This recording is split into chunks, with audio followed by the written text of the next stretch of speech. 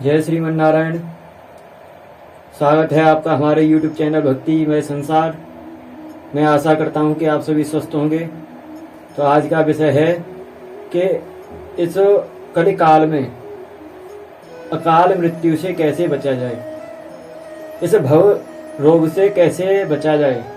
तो हमारे शास्त्रों में और हमारे विद्वानों ने कहा है कि इस भव रोग से बचने का केवल एक ही उपाय है, वो है भगवान की शरणागति, भगवत शरणागति।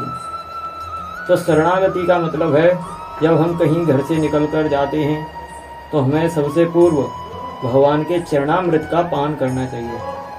चरणामृत को पान करने का मंत्र है अकाल मृत्यु हरणम सर्वव्याधि विनाशनम विष्णु पादोदकं पीत्वा पुनर्जन्म न विद्यते।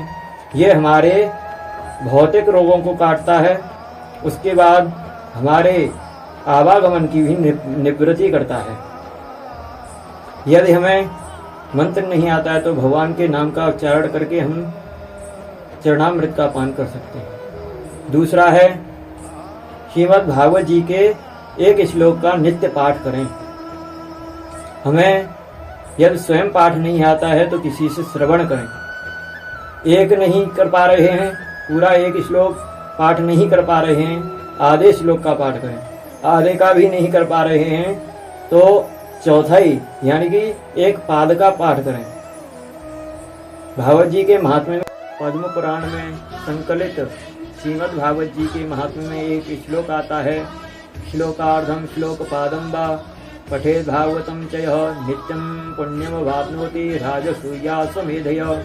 यानी कि श्लोक हम आधा पढ़ें या एक पाद का पाठ करें, लेकिन नित्य हमें करना चाहिए। इसके करने से हमें राजसूय अश्वमेध के यज्ञ स्कंद पुराण में संकलित श्रीमद् भागवत जी के महात्म्य में आता है श्लोकार्धम श्लोक पादम व नित्यम भागवतोद्भवम पठे सुनियाद यस्तो गो सहस्र फलम लभेत।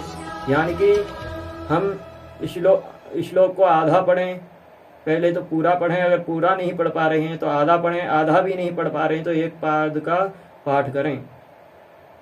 और यदि पढ़ना आता हो तो पढ़ें, नहीं आ रहा है तो श्रवण करें। पढ़ने जो व्यक्ति भागवत जी का पठन करता है या पढ़ना नहीं आता है तो श्रवण करता है, उसको यहाँ पर बता रहे हैं कि उसको 1000 गाय दान के बराबर फल प्राप्त होता है। तो इसलिए हम भगवान की शरणागति ग्रहण करें, जिससे हमारी अकाल मृत्यु भी टल सकती है और भव व्याधि से जन्म जन्मांतर के आवागमन से हमारी निवृत्ति भी हो सकती है। तो इसलिए भगवान की शरणागति ग्रहण करें। जय श्री राधे।